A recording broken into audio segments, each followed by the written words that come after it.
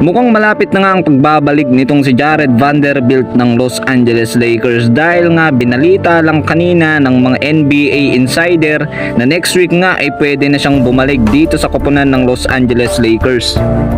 Si Jared Vanderbilt nga ay 2 buwan mahigit na nawala dito sa koponan ng Los Angeles Lakers.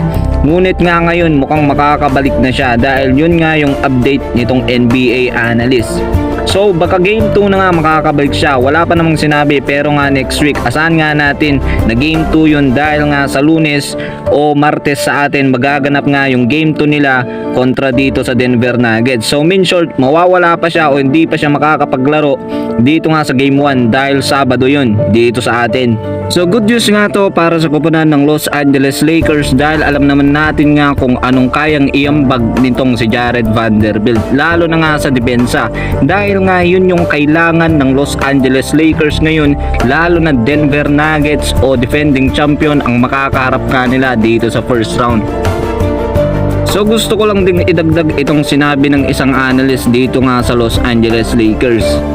So ito na nga daw yung pagkakataon at kaya nga daw ng Los Angeles Lakers na manalo ngayon sa series kontra nga dito sa Denver Nuggets dahil nga daw iba yung team nila ngayon at meron nga daw silang pangdagdag kung kinakailangan at kung kinakailangan nga lang daw gagawin nila o pagsasamahin nila sa iisang team nga o pagsasabayin ito ngang si Anthony Davis at Jackson Hayes para nga daw mapigilan itong si Nikola Jokic.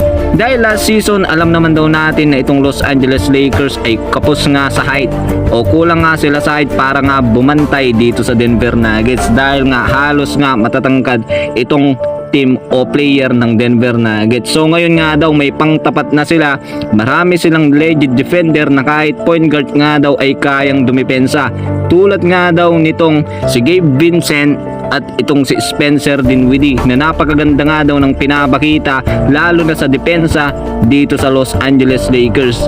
So para sa inyo, kaya na nga ba ng Los Angeles Lakers na matalo itong Denver Nuggets at sila kaya ang makakakuha ng first round playoff series kontra Denver Nuggets at sila kaya ang makaka-stab dito nga sa Denver?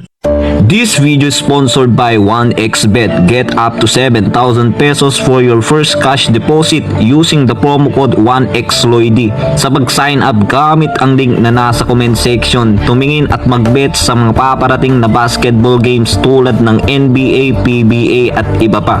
At laging tandaan, bet responsibly.